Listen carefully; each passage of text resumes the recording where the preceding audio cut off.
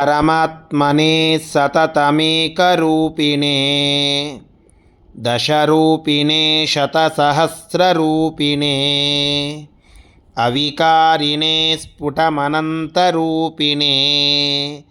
सुखचित्समस्ततनवे नमो नमः।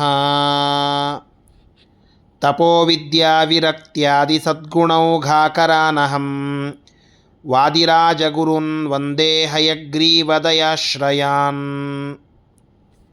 ಶ್ರೀ ಗುರುಭ್ಯೋ ನಮಃ. ಹರಿ ಓಂ.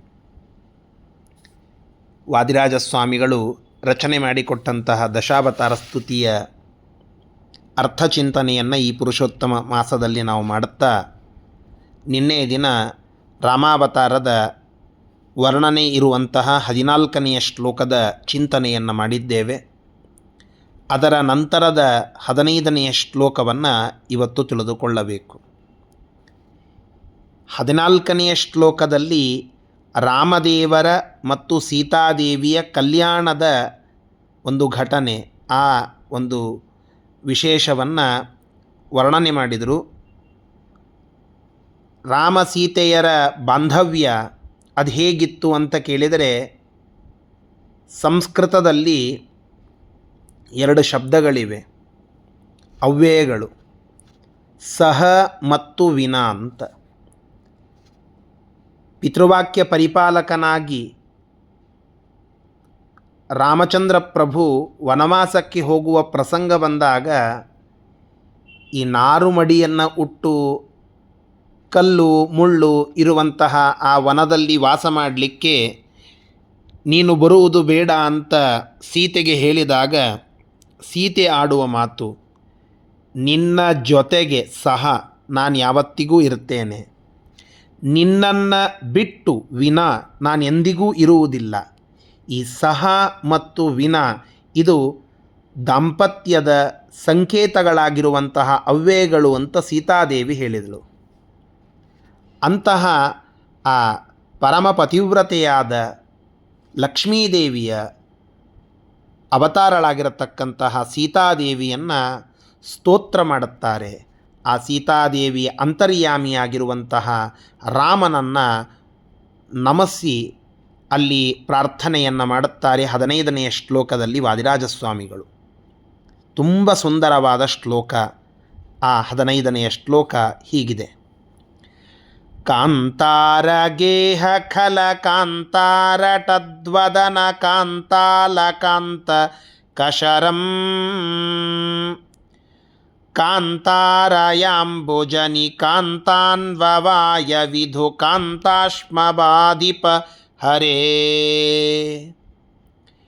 ಕಾಂತಾಲಿಲೋಲದಲ ಕಾಂತಾಭಿಶೋಭಿತಿಲ ಕಾಂತಾಭವಂತ ಮನುಸಾ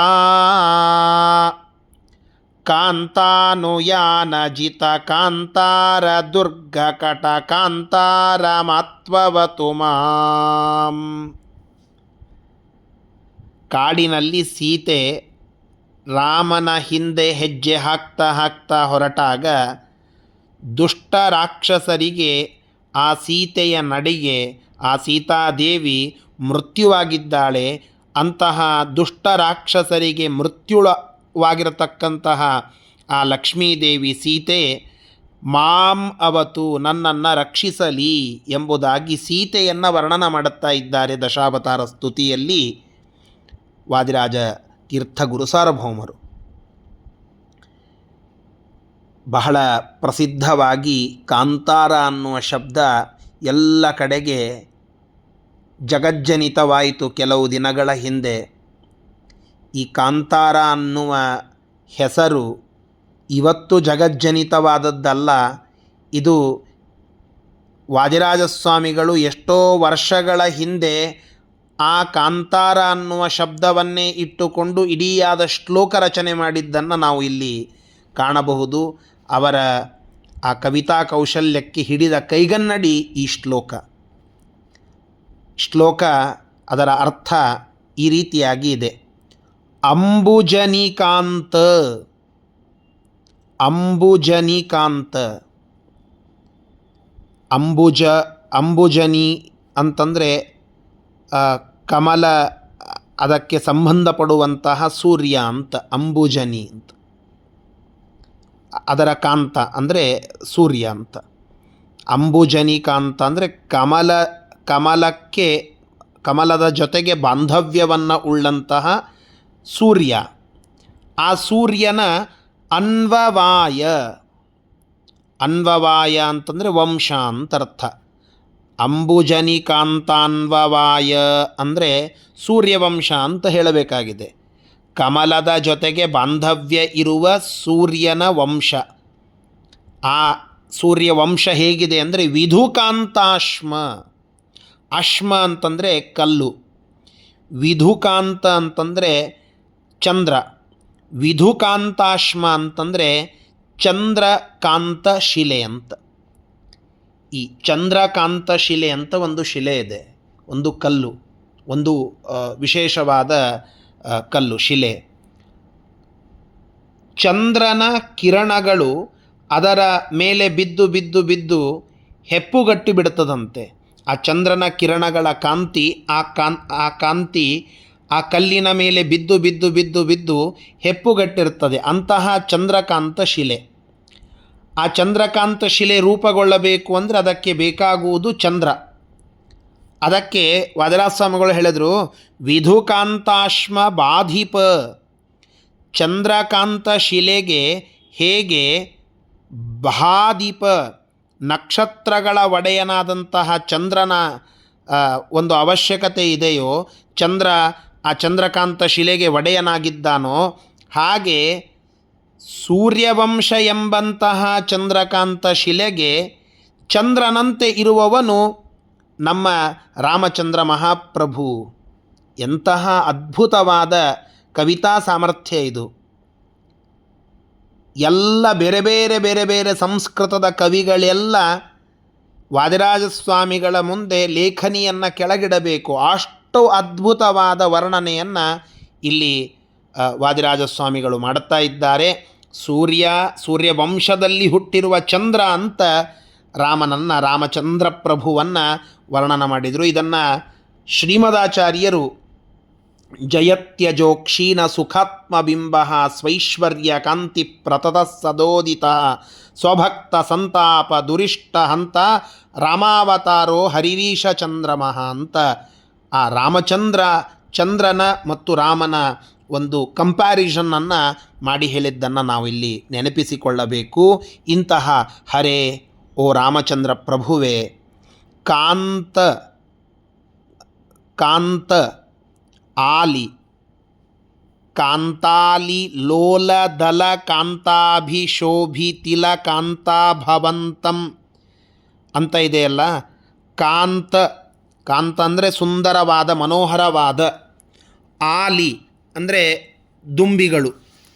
ಆ ಕಾಂತಾಲಿ ಅಂದರೆ ಸುಂದರವಾಗಿರತಕ್ಕಂತಹ ದುಂಬಿಗಳು, ಜೇನ್ನೊಣಗಳಂತೆ ಲೋಲ್ಲತ ಚೆಲ್ಲಾಡುವಂತಹ, ಅಲಕಾಂತ ಈ ಮುಂಗುರುಳು ಅದರ ಸುಳಿ ಏನಿರ್ತದಲ್ಲ, ಆ ಮುಂದೆ ಇರುವಂತಹ ಕೂದಲಿನ ತುದಿಯಲ್ಲಿ ಅತಿಶೋಭಿತಿಲಕಾಂತ,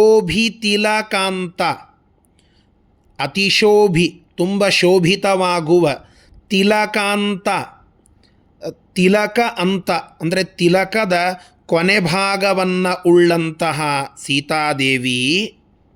ಇಷ್ಟೆಲ್ಲ ಸೀತಾದೇವಿಗೆ ವರ್ಣನ.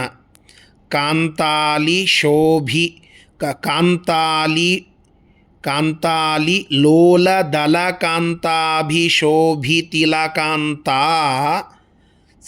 ಸೀತಾದೇವಿಯು ಕಾಂತಾನುಯಾನ ಜಿತ ಕಾಂತಾರ ದುರ್ಗಕಟಿಕಾಂತ. ಕಾಂತ ಆ ಸೀತಾದೇವಿಯ ಪತಿಯಾದಂತಹ ರಾಮದೇವರು, ಅವರನ್ನು ಅನುಯಾನ ಆ ಅರಣ್ಯದೊಳಗೆ ಆ ರಾಮಚಂದ್ರ ಪ್ರಭು ಹೊರಟಾಗ ಅವನ ಹಿಂದೆ ಹಿಂದೆ ಹೆಜ್ಜೆ ಹಾಕ್ತಾ ಅವನನ್ನು ಅನುಸರಿಸಿ ಹೋಗೋಣದರಿಂದ ಜಿತಕಾಂತಾರ ದುರ್ಗಕಟಕಾಂತ, ಜಿತ ಕಾಂತಾರ ದುರ್ಗಕಟಿಕಾಂತ, ಅತ್ಯಂತ ದುರ್ಗಮವಾಗಿರತಕ್ಕಂತಹ ಭಾರೀ ಭಾರೀ ಬೆಟ್ಟಗಳನ್ನು ಉಳ್ಳಂತಹ ಆ ಕಾಂತಾರ ಅಂದರೆ ಅರಣ್ಯ, ಅದನ್ನು ತುಂಬ ಅನಾಯಾಸವಾಗಿ ಗೆದ್ದು ಸುತ್ತಿ ಅದನ್ನು ಎಲ್ಲ ಕಡೆಗೆ ಸುತ್ತಾಡಿದ ಕಾಂತ. ಕಾಂತ ಆ ರಾಮಚಂದ್ರ ಪ್ರಭುವಿನ ಕಾಂತ ಆದ ನಿನ್ನ ಮಡದಿಯಾದ ಯಾ ರಮಾ, ಯಾವ ಆ ಲಕ್ಷ್ಮೀ ಸ್ವರೂಪಳಾಗಿರತಕ್ಕಂತಹ ರಮಾ ಅಂದರೆ ಸೀತಾದೇವಿಯು ಕಾಂತಾರ ಗೇಹ ಖಲ ಕಾಂತ ರಟದ್ವದನ ಕಾಂತ ರಟದ್ವದನ ಕಾಂತಾರ ಗೇಹ, ಕಾಂತಾರ ಅಂದರೆ ಅರಣ್ಯ, ಅದನ್ನು ಗೇಹ ಮನೆಯಂತೆ ಮಾಡಿಕೊಂಡಿರುವವರು, ಅರಣ್ಯವನ್ನೇ ಮನೆ ಮಾಡಿಕೊಂಡಂಥವರು ಆ ಖಲ ರಾಕ್ಷಸರು, ಬೇರೆ ಬೇರೆ ರಾಕ್ಷಸರೆಲ್ಲ ಆ ಅರಣ್ಯದಲ್ಲಿ ಇದ್ದರು.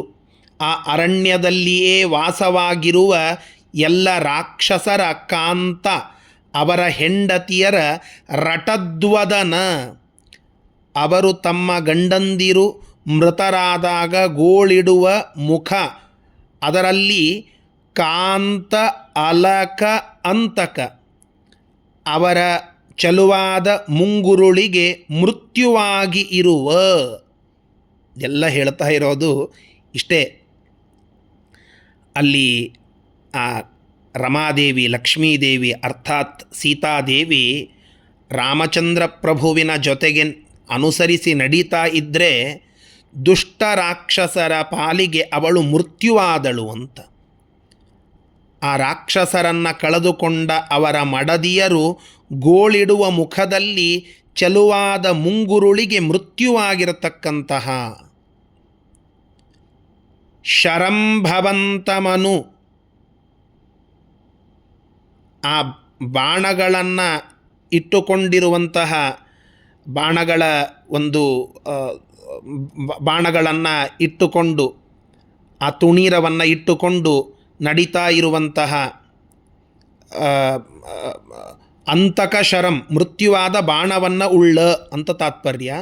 ಭವಂತಮನು, ಇಂತಹ ರಾಮಚಂದ್ರ ಪ್ರಭುವನ್ನು ಅನುಸರಿಸಿ ರಾಕ್ಷಸರ ಪಾಲಿಗೆ ಅಂತಕನಾಗಿರತಕ್ಕಂತಹ ರಾಮನ ಒಟ್ಟಿಗೆ ಭವಂತಮನು ನಿನ್ನನ್ನು ಅನುಸರಿಸಿ ಬರ್ತಾ ಇದ್ದಾಳಲ್ಲ ಯಾವ ಸಾ ಆ ಲಕ್ಷ್ಮೀದೇವಿ, ಮಾಂ ನನ್ನನ್ನು ಅವತು ರಕ್ಷಿಸಲಿ.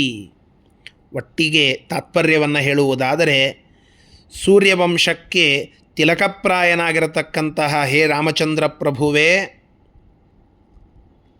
ಯಾವ ಲಕ್ಷ್ಮೀದೇವಿ ನಿನ್ನನ್ನು ಬೆನ್ನತ್ತಿ ಬಂದು ಆ ಅರಣ್ಯದಲ್ಲಿ ತಿರುಗಾಡ್ತಾ ಇದ್ದಾಳಲ್ಲ, ಕಾಡು ಮೇಡುಗಳು ಅನ್ನದೇ ನಿನ್ನ ಒಡನೆ ಅಡವಿಯಲ್ಲಿ ದುರ್ಗಮ ಪ್ರದೇಶಗಳನ್ನು ತುಂಬ ಸುಖವಾಗಿ ಸಂಚಾರ ಮಾಡಿ ಎಲ್ಲ ಕಡೆಗೆ ತಿರುಗಾಡ್ತಾ ಇದ್ದಾಳಲ್ಲ, ಆ ಲಕ್ಷ್ಮೀದೇವಿ ನಿನ್ನೊಂದಿಗೆ ನಿತ್ಯ ಅವಿಯೋಗಿನಿ ಅನ್ನುವುದನ್ನು ಇಲ್ಲಿ ತೋರಿಸಿ ಹೇಳುತ್ತಾ ಇದ್ದಾರೆ. ಇಂತಹ ಸಾಕ್ಷಾತ್ ಲಕ್ಷ್ಮೀ ಸ್ವರೂಪಳಾಗಿರತಕ್ಕಂತಹ ನಿನ್ನ ಹೆಂಡತಿ ಸೀತಾದೇವಿ ಆ ಕಾಡಿನಲ್ಲಿ ಇರುವಂತಹ ರಕ್ಕಸರನ್ನು, ಅವರ ಮಡದಿಯರ ಮುಖಗಳಲ್ಲಿ ಹಾರಾಡುವ ಮುಂಗುರುಳುಗಳನ್ನು ಕತ್ತರಿಸುವಂತಹ ಬಾಣಗಳನ್ನು ಧರಿಸಿದ ರಾಮಚಂದ್ರನನ್ನು ಅನುಸರಿಸಿ ನಡೆದಿದ್ದಾಳೋ ಆ ಸೀತಾದೇವಿ ಮಾಂ ಅವತು, ನನ್ನನ್ನು ರಕ್ಷಿಸಲಿ. ಆ ಸೀತಾದೇವಿಗೆ ನಮನ ಅಂತ ತಿಳಿಸುವಂತಹ ಒಂದು ಶ್ಲೋಕ. ಹಾಗೆ ಸೀತಾರಾಮರ ಕಲ್ಯಾಣದ ಕತೆ ಹಿಂದೆ ಬಂತು.